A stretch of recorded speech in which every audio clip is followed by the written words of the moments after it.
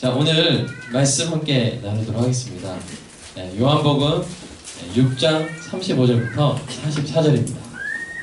천국연금이라는 제목으로 먼저 본문을 읽도록 하겠습니다.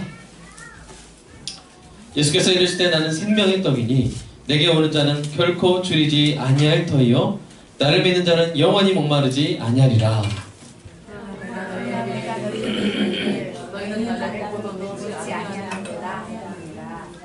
아버지께서 내게 주시는 자는 다 내게로 올 것이요 내게 오는 자는 내가 결코 내쫓지 아니하리라.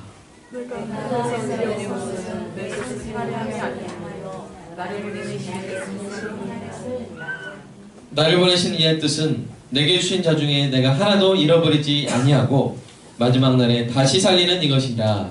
내 아버지의 아들 보고 믿는 자가 영생을 얻는 이것이지 마지막 날에 내가 이를 살리리라 하시니라.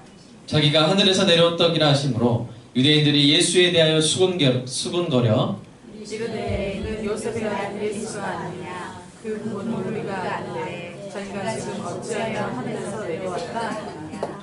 예수께서 대답하여 이르시되 너희는 서로 수군거리지 말라. 나를 보내신 아버지께서 이끌지 아니하시면 아무도 내게 올 수 없으니 오는 그를 내가 마지막 날에 다시 살리리라. 아멘. 요즘 그 사람들 평균 수명이 늘어나면서 사람들이 노후를 위한 연금에 관심을 많이 갖습니다. 어떤 사람은 이제 주택연금을 들기도 하고요. 어떤 사람은 변액연금을 들고 많은 사람들이 또 국민연금을 듭니다. 그럼 필요한 대로 지혜롭게 드시기 바랍니다. 노년을 위해서 너무 자녀들한테만 쓰지 마시고 또 이렇게 연금도 드시고 하시기 바랍니다. 그런데 이 모든 연금에는 공통된 한계가 있습니다. 어떤 한계가 있습니까? 죽으면 못 받습니다. 죽으면 이제 유족연금 해서 뭐 남은 가족들한테 갈 수도 있지만 당사자는 일단 못 받아요. 그런데 오늘 말씀 요한복음 6장입니다. 그런데 이러한 한계가 없는 연금이 있습니다. 죽음 이후에도 받을 수 있는 연금이 있습니다. 그래서 그 연금을 제가 이제 천국연금이라고 오늘 불러봅니다. 최고의 연금입니다. 이 연금 수익률이 기본 몇 배일까요? 최소 몇 배? 100배. 최소 100배요. 예수님이 말씀하셨어요. 100배나 받으리라. 게다가 이 연금에 가입하면 죽음의 한계를 뛰어넘어서 영원토록 연금을 수령할 수 있게 됩니다. 이 연금의 지급은 천지 만물의 창조주되신 하나님이 보증하십니다. 여러분 놀랍지 않습니까? 여러분 들고 싶죠? 들으신 분도 있고 그렇습니다. 설교 중간에 이 연금에 가입하는 방법 알려드릴 테니까 집중하시기 바랍니다. 성경도 여러 차례 이 연금을 홍보해 왔습니다. 그러나 사람들이 관심을 갖지 않은 거예요. 이 땅의 연금에 대해서는 수백 시간의 시간을 들여서 연구하고 관리하면서도 이 정작 최고의 연금인 천국연금에 가입하려는 초청인은 콧방귀를 끼고 있습니다. 심지어 이 연금을 만드신 분이 직접 오셔서 권유를 해도 듣지를 않습니다. 오늘 본문에서도 이 천국연금을 만드신 예수님께서 말씀하시죠. 야 너희들 내가 나눠준 보리떡 먹고 나를 찾아왔지? 나는 시간 지나면 배고픈 그런 떡이 아니라 나는 생명의 떡이란다. 내게 오는 자는 결코 줄이지 않을 거야. 나를 믿는 자는 영원히 목마르지 않을 거야. 내 말 알아듣겠니? 하면서 예수님께서 말씀하고 계십니다. 이 예수님의 설득 속에서 우리는 예수님을 생명의 떡으로 알고 먹는 것과 첫 번째 예수님을 먹는 것과 두 번째 예수님을 믿는 것과 세 번째 예수님께 오는 것이 같은 일임을 알 수가 있습니다. 예수님께 오면 결코 줄이지 않고 영원히 목마르지 않는다는 것은 영원한 생명과 천국의 연금을 누리게 된다는 말입니다. 요약하면 예수님께 오면 천국연금에 가입이 된다는 것이죠. 오늘 본문에서 예수님은 이러한 간절한 초청을 35절, 37절, 39절, 40절, 44절에서 총 5번에 걸쳐서 반복하십니다. 오라! 오라! 오라! 오라! 오라! 첫 번째 초청은 이미 소개를 했고요. 두 번째 초청은 37절입니다. 보십시오. 아버지께서 내게 주시는 자는 다 내게로 올 것이요 내게 오는 자는 내가 결코 내쫓지 않을 거야. 세 번째 초청은 39절입니다. 나를 보내신 분의 뜻은 내게 주신 자 중에 내가 하나도 잃어버리지 않고 마지막 날에 다시 살리는 것이란다.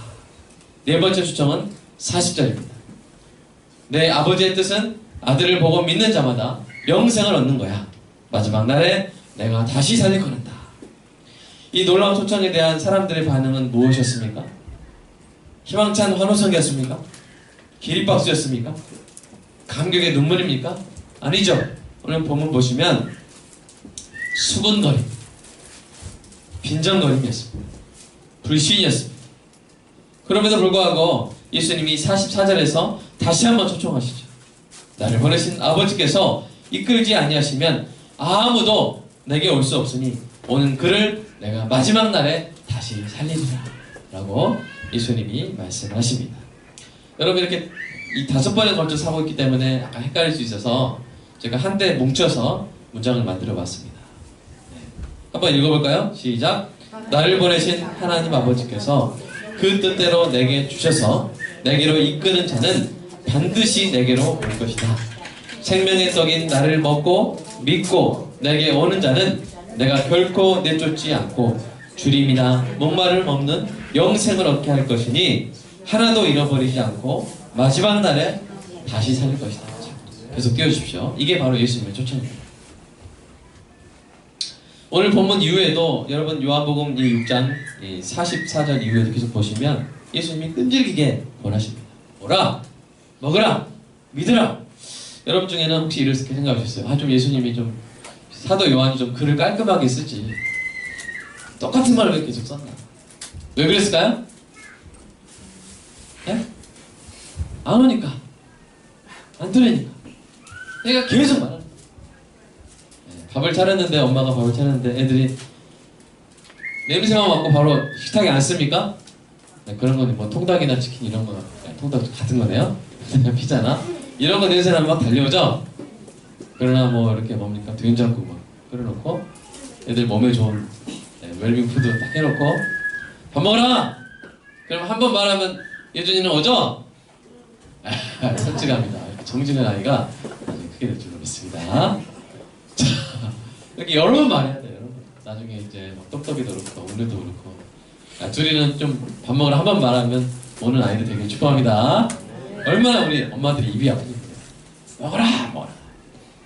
제일 큰 아기도 잘 안 와요. 접니다. 여보 설교 준비하고 있는데 식사 준비됐어요? 그러면 나 지금 식사 준비하고 있는 거 안 보여? 그래서 이렇게 식사 준비가 아니라 설교 준비하고 있는 거 안 보이냐고 이렇게 하면서 아주 푹 식을 때까지 와가지고 또 다시 끓여달라고 부릅니다. 그러니까 우리 집은 애가 지금 몇 명입니까? 7명. 그것이 8명이니까 아니죠? 6명인데 또 7명 되겠죠. 자 이렇게 말을 안 들으면 말을 계속해요. 예수님이 지금 말씀을 계속 하십니다. 떡이다. 와라. 먹어라. 여러분께서 왜 글 사도 요한을 이렇게 글 이렇게 쓰지? 만연체로 쓰지? 똑같은 말 하지? 그러지 마시고 안 들으니까. 여러분 사랑하는 여러분 한 번에 들으시기를 주님의 이름으로 축복합니다. 아멘. 우리 현대도 어머니가 밥하면 바로 한 번에 먹길 바래요. 자 사람들이 듣질 않았어요. 게다가 심지어 예수님을 지금껏 따르던 사람들도 6장 66절 보시면 666이라고 그랬죠? 가장 안 좋은 말씀인데 말씀 뭐 안 좋은 말씀 있겠습니까? 그 내용이 이렇다는 거죠? 예수님을 떠나버렸어요. 지금껏 예수님을 따르던 제자들 맞아. 도대체 이렇게 여러분 최고의 연금, 최고의 약속, 최고의 초청에 대해 사람들이 합당한 반응을 하지 못한 이유는 무엇이었을까요? 두 가지 때문인데요. 사람의 무능, 사람의 교만 때문이었습니다. 아담의 타락 이후로 사람들은 의를 행하는 일에는 또 진리를 깨닫는 일에도 하나님을 찾는 일에도 무능해졌습니다.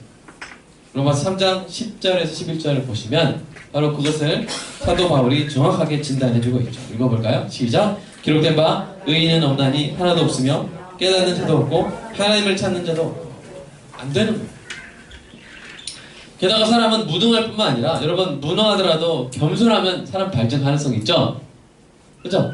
그러나 무능할 뿐 아니라 교만한 거예요. 설령 그 자기 영혼의 구원에 대해서 일말의 관심이 생기더라도 예수님께 안 가요. 자신에게 천국에 갈 만한 의의가 부족하다는 사실을 인정하지 않기 때문에. 내가 율법 지켜서 갈 수 있는데 내가 왜 예수님한테 가? 이렇게 생각하는 것이죠. 자신이 의의 거지라는 사실을 부정합니다. 여러분, 거지가 어떤 거지가 굶어 죽냐면 거지인지 모르는 거지가 굶어 죽는 거예요. 이렇게 돈을 드리면 내가 거지인 줄 알아! 바로 사면 그럼 죽는 거예요. 그러나 어떤 거지가 살아남아요? 감사합니다. 제가 돈이 필요했습니다. 부족했습니다. 그런 것처럼 여러분, 저와 여러분은 의의 거지 아니었습니까? 아멘? 겸손하시기 바랍니다. 예수 만나기 전에는 의의 거지였는 줄로 믿습니다. 의의 거지, 의의 파산자, 의의 신용불량자 없었어요, 의가.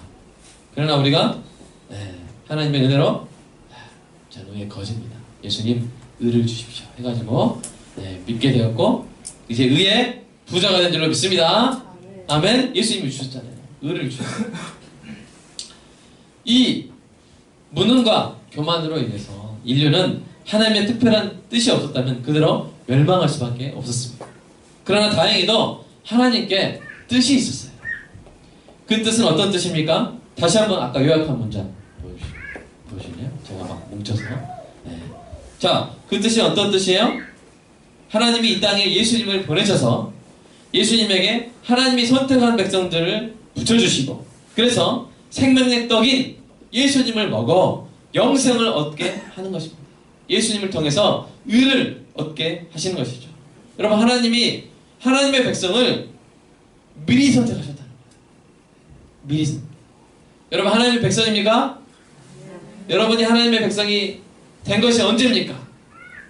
2015년입니까? 1997년입니까? 아니면 언제입니까? 우리 말씀 보여주실래요? 에베소서 1장 5절. 그 깊으신 뜻대로 우리를 예정하셨는데요. 두 번째 말씀. 언제요? 창세전에. 시간이 만들어지기 전에. 시간이죠. 그러니까 언제라고 말할 수 있어요? 없어요? 영원 전에. 하나님께서는 우리를 예정하셨죠. 그리스도 안에서 저와 여러분을 택하셨습니다. 이것이 바로 은혜입니다. 다 죽을 수밖에 없는데 하나님이 그 중에 며칠 자신의 백성으로 삼아서 살리기로 작정하셨는데 그 작정이 언제 되었다고요? 창세전에 되었다는 것입니다. 저와 여러분이 그 하나님의 백성 가운데 들어있다면 정말로 놀라운 이 은혜에 항상 감사해야 할 줄로 믿습니다. 물론 우리는 어떤 사람이 하나님의 선택을 받았는지 최종적으로 판단할 수 없습니다. 나중에 가서야 확실히 알게 될 것입니다. 중요한 것은 각자가 아는 거예요. 각자가 내가 선택을 받은 사람인지 이것을 확신하는 것입니다. 여러분, 여러분이 아는 그리스도인들 중에 예를 들어서 이제 어떤 대통령까지 된 장로님 있죠? 그죠? 있는데 그분 우리가 천국에서 볼 수 있을까요? 그 최종적으로 우리가 저건 천국에서 볼 수 있다 라고 우리가 생명수 방도 나중에 이제 공사 가서 하실 수도 있겠죠. 그렇게 확실할 수 있습니까? 저한테 물어보신다면 제가 확신할 수 있을까요? 못해요. 돼요. 우리가 우리 자신의 믿음을 가지고 구원의 확신을 가질 수는 있습니다. 내적으로. 그러나 다른 사람이 저 사람 확실히 천국 갈 것 같다. 100% 확신한다. 그렇게 우리가 평가할 수 있어요? 없어요? 없어요. 몰라요. 누구만 아십니까? 하나님만 아세요. 어떤 사람이 어떤 죽음을 당했는데 또 어떤 죽음을 겪었는데 이 사람 반드시 갔을 것이다. 우리가 그의 신앙과 그의 신앙 고백을 듣고 그럴 가능성이 크다라고 말할 수 있지만 몰라요. 모릅니다. 최종적으로 우리가 판단하는 것이 아니죠. 하나님만 아십니다. 하나님만 아십니다. 우리가 일단은 뭘 갖는 거야? 내적으로 구원의 확신을 갖습니다. 우리가 소망이 뭡니까? 내가 하나님께 왔기 때문에, 내가 예수님께 와서 예수님을 믿었고 내 삶을 예수님께 의탁을 했기 때문에 하나님이 나를 선택하셨을 것이다 라는 아주 합리적인 추론을 할 수 있습니다. 왜요? 어떤 사람이 예수님께 온다고 그랬습니까? 하나님이 선택해서 예수님께 주신 사람이 예수님께 온다고 그랬잖아요. 근데 저와 여러분 예수님께 왔죠? 예수님께 오신 분 아멘. 그러면 어떻게 해서 온 거예요? 하나님이 보냈기 때문에, 하나님이 이끌어줬기 때문에. 어떤 사람 하나님이 이끌어주시고 하나님이 이끄십니까? 하나님이 선택하신 사람. 그러니까 저와 여러분은 나 하나님이 선택한 사람이야 라고 내적 확신을 가지면서 신앙생활을 하고 있는 것입니다. 그런데 오지도 않은 거예요. 예수님께.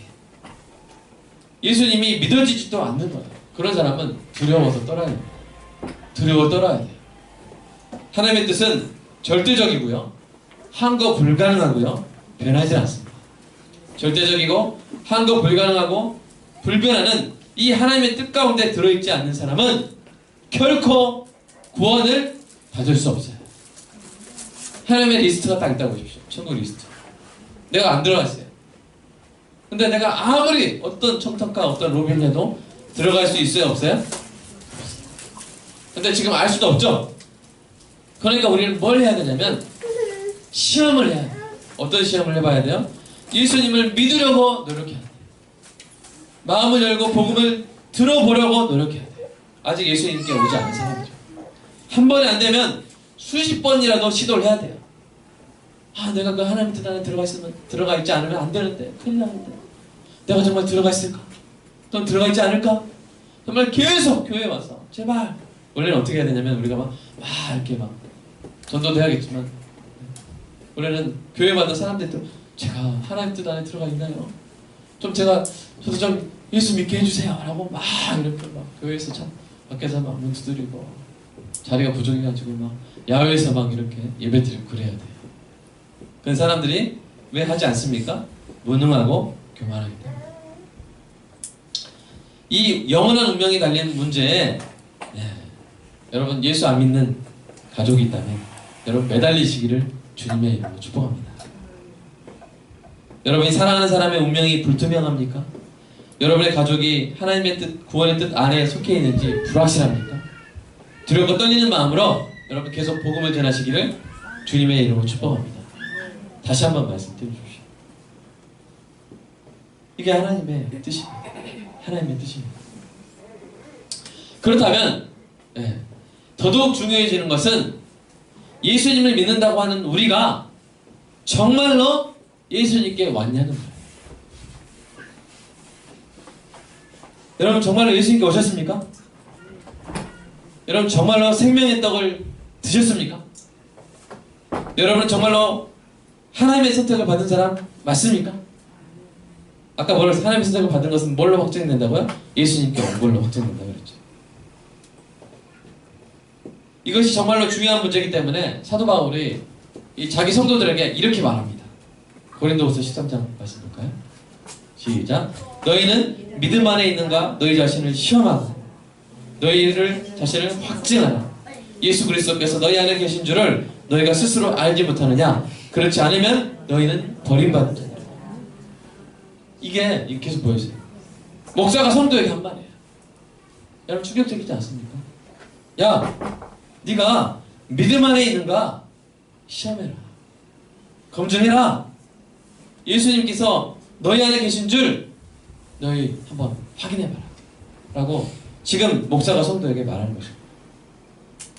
여러분 제가 누구 한 사람 딱 붙잡고 집사님 정말 예수 믿는 거 맞아요? 집사님 안에 예수 그리스도 있습니까? 라고 묻는다면 여러분 얼마나 당황하시겠습니까?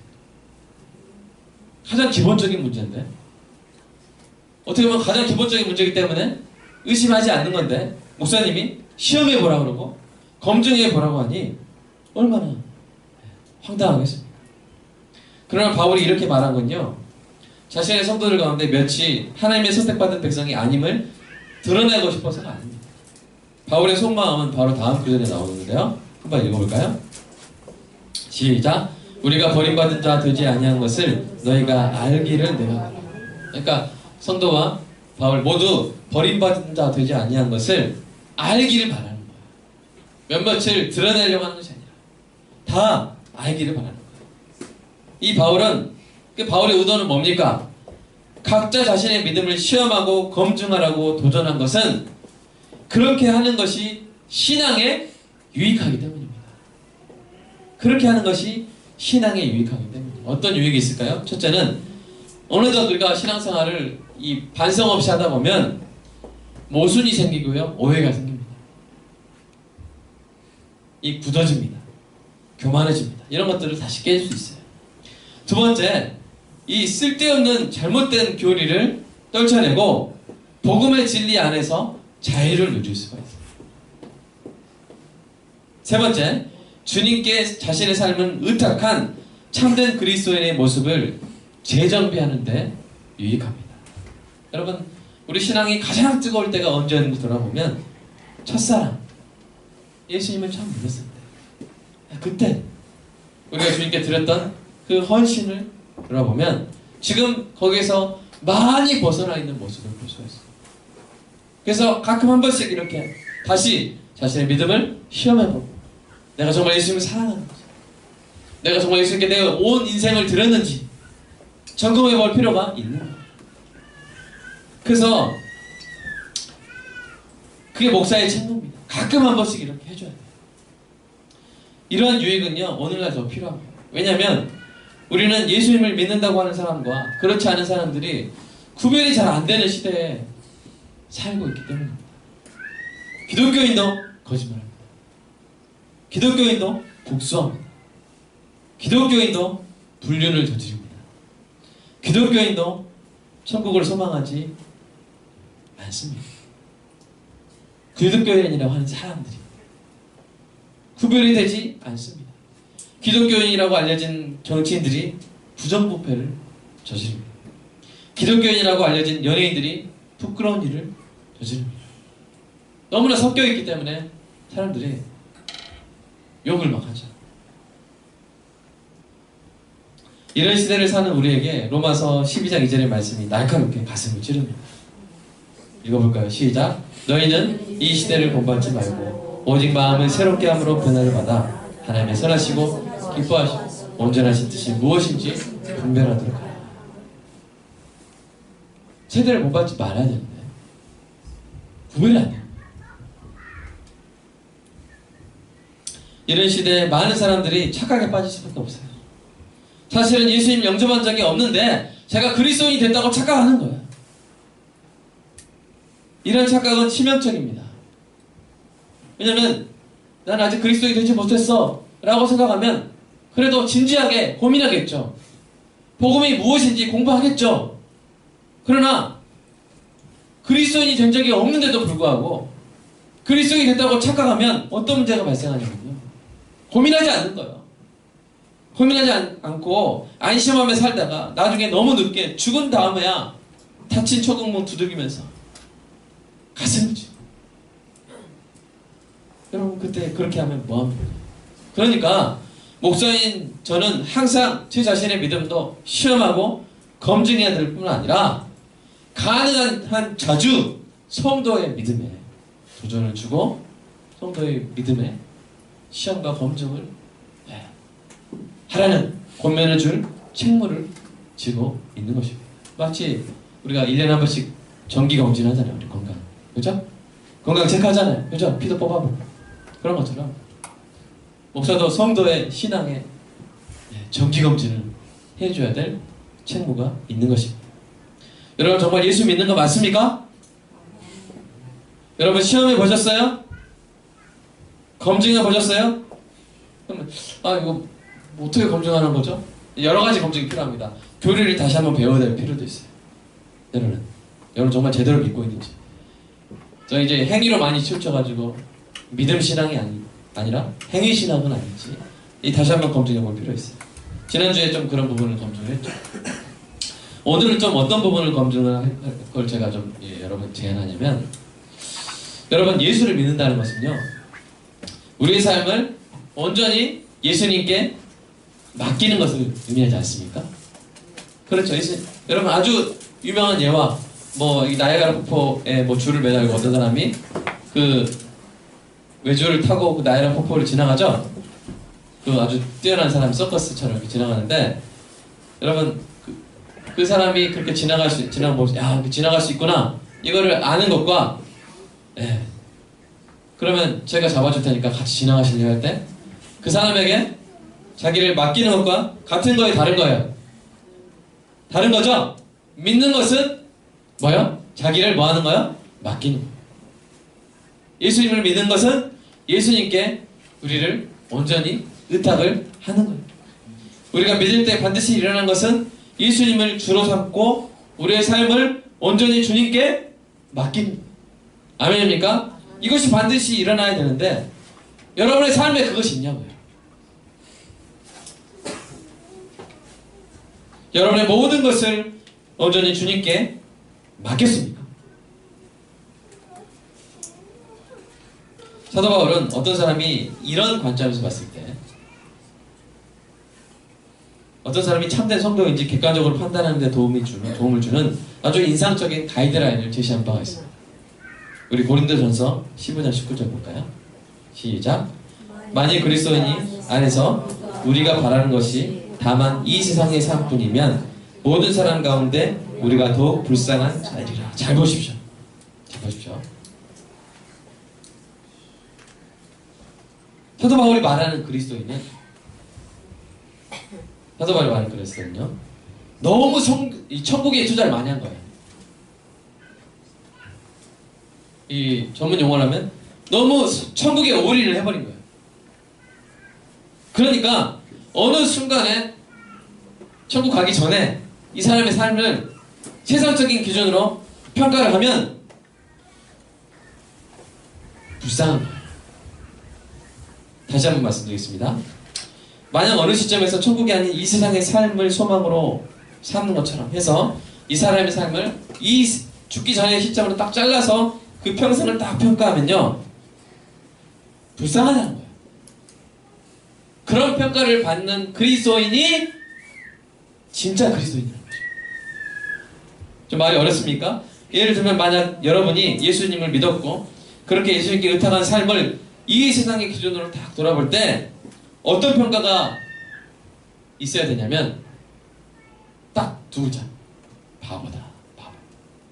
왜 그렇게 살아? 제일 불쌍한 사람이야. 왜 그렇게 살았니? 왜 천국에만 오려느니? 라는 평가를 받는다면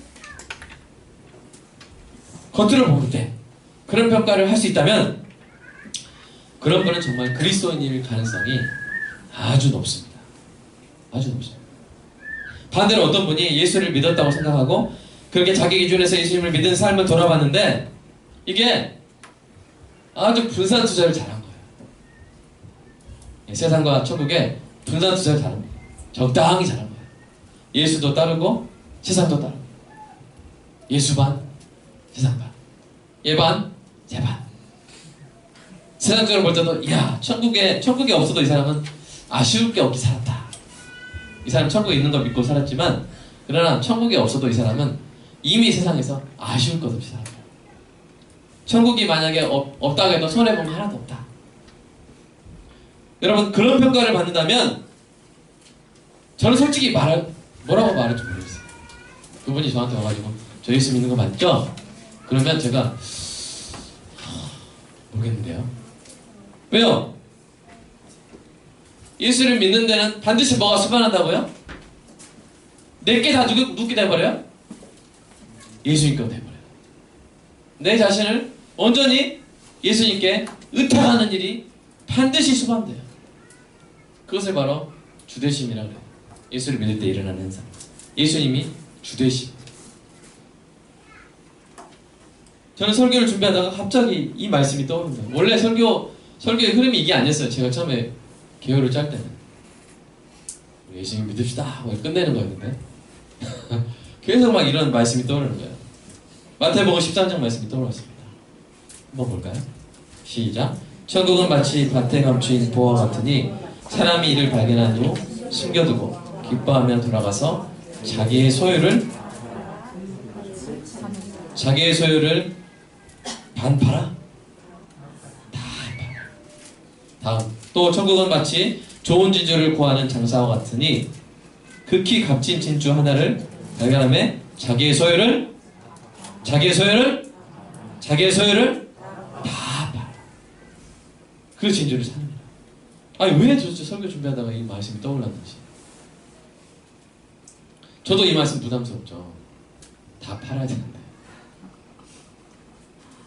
근데 이럴 때가 가끔 있어요. 이 개요대로 안 가고 자꾸 딴 말씀이 떠오르고, 그럴 때는 이제 저는 떨쳐버리고 그냥 제 멋대로 쓴 게 아니라, 야 이거 혹시 성령이 인도하시는 게 아닐까라는 두려운 마음으로 아휴 알겠습니다 하고 이렇게 설교가 막 흘러가요.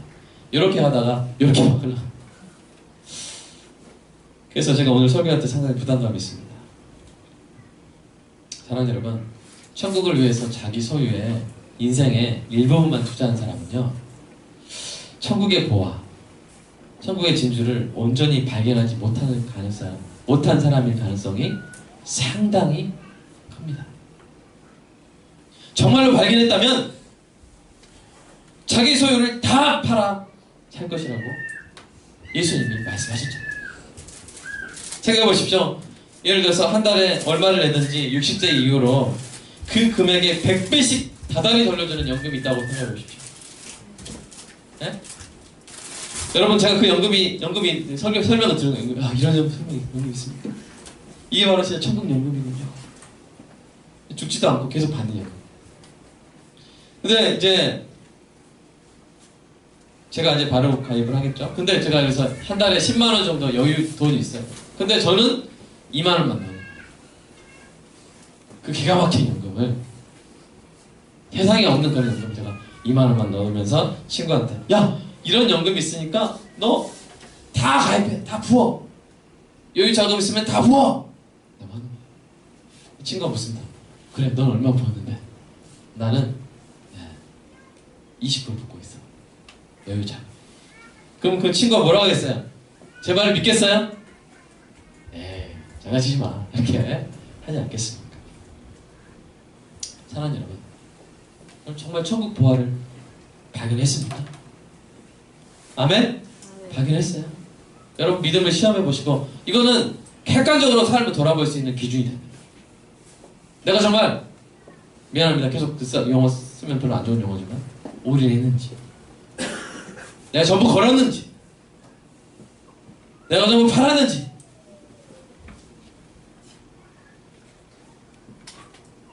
참 힘들더라고요. 이 말씀 너무 힘들었어요. 아, 왜 이런 말씀, 이런 구절 떠올리게 하시나요? 근데 저부터가 참 묵상이 많이 필요했고요. 또 제가 이렇게 이 말씀 전하면 여러분 또 얼마나 또 이렇게 또 고민하실까, 그런 마음에 쉽지 않았습니다. 이런 설교에 무슨 결론이 있겠습니까? 여러분, 바울만 생각해 보십시오. 우리가 바울을 얼마큼 닮았습니까? 안 닮은 게 더 많죠. 그러니까 한숨만 나오는 겁니다. 이런 설교에 무슨 결론이 있겠습니까? 그래도 이렇게 연약한 우리에게 소망이 되는 말씀 하나는 제가 소개할 수 있습니다. 오늘 우리에게 가슴 아픈 도전을 준 사도 바울이 또한 이렇게 격려합니다. 디모데후서 말씀 한번 읽어볼까요? 시작. 이로 말미암아 내가 또 이 고난을 받되 부끄러워하지 아니함은 내가 믿는 자를 내가 알고 또한 내가 의탁한 것을 그날까지 그가 능히 지키신 줄을 확신합니다. 여기서 의탁했단 말은요, 계속 보여주십시오. 이 귀중품 같은 거를 맡겼다는 거예요. 믿음은 자신의 삶의 귀중품 전체를 예수님께 맡기는 것인 줄로 믿습니다. 이 말씀의 불어 성경 번역본은 이 의탁한다는 말을 어떤 금융기관에 돈을 맡기는 것으로 비유해서 표현합니다. 사도 바울의 믿음은 뭐냐면 자신의 재산 전부를, 자신의 귀한 것을 천국 금융기관에 자기가 맡겼다는 거예요. 우리의 재산과 생명과 기회와 시간과 인생의 의미까지 천국 연금에 불입하는 것을 의미합니다. 이게 바로 믿음이에요. 사도 바울은 정말 그렇게 살았잖아요. 예수님께 다 의탁했습니다. 예수님을 만나고 나서 그의 생활의 편리, 자부심, 장래, 지위, 재산, 인생의 의미, 심지어 목숨까지도 다 천국연금에 부어버렸어요. 그는 그것이 가장 지혜로운 투자임을 알았습니다. 그래서 모든 것을 그리스도와 교회를 위해 쏟아 부었습니다. 그의 삶은 세상의 관점에서 봤을 때는 두 글자로 뭐라고요? 바보예요. 바울의 시호를 붙인 호를 붙인다면 바보, 바울 이렇게 할 수 있어요. 정말 비참하고 불쌍한 삶인 것처럼 보입니다. 잘 나갔어요, 그 사람. 그분 사도 바울. 곧 있으면 우리나라로 치면 국회의원 될 사람이었어요. 근데 예수 믿고 나서 그 삶이 곤두박질 치기 시작합니다.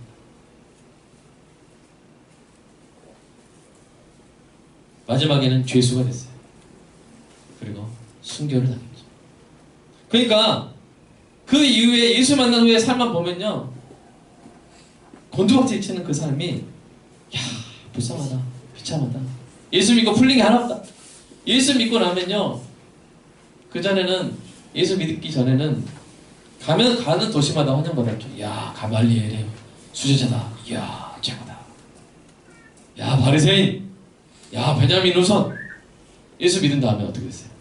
가는 도시마다 고수당하고, 돌이 막 날라오고, 채찍질 당하고, 배만 타면 배가 파손되고, 무슨 머피의 법칙이 아니고 바울의 법칙.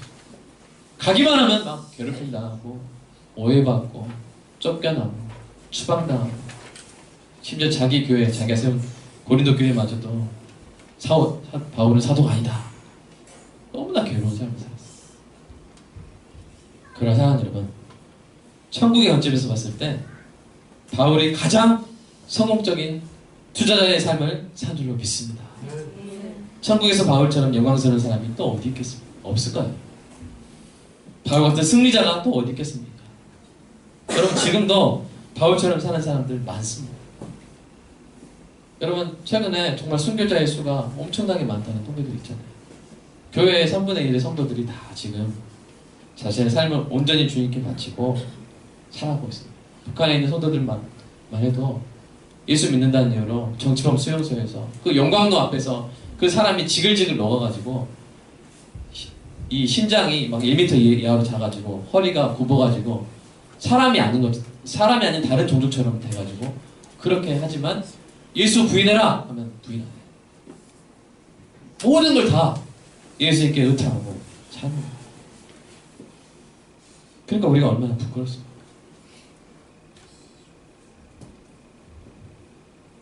우리가 감히 소망하게 되기를 원합니다. 저와 여러분도 바울처럼 살 수 있게 되기를 감히 소망합니다. 아직 우리의 믿음의 삶을 시험하고 검증할 때 합격점이 나오지 않을 수 있습니다. 그러나 그럼에도 불구하고 만약 우리가 우리의 연약한 믿음까지도 우리 주님께 의탁을 한다면, 주님의 손에 맡긴다면 주님이 지켜주시고 성장시켜 주실 줄로 믿습니다. 그래서 우리 삶의 어느 순간에는 사도 바울이 와서 우리의 삶을, 우리의 믿음을 검증한다 할지라도 그리스도인 맞다, 삶을 보니 그리스도인 맞다 라고 확증받을 수 있는 그날이 우리 인생의 어느 날에는 오게 되기를 주님의 이름으로 축복합니다. 기도하겠습니다. 주님, 참 우리를 돌아보는 마음으로 주님 말씀 들었습니다. 우리를 불쌍히 여겨주시고 정말 우리가 천국 보화를 재발견하게 하시고 진주를 재발견하게 하시고 예수님 말씀처럼 우리의 모든 것을 쏟아볼 수 있는 우리의 확증되는 신앙, 검증되는 믿음의 삶이 되게 하여 주시옵소서. 주님 사랑합니다. 우리의 연약함까지도 주님께 의탁하오니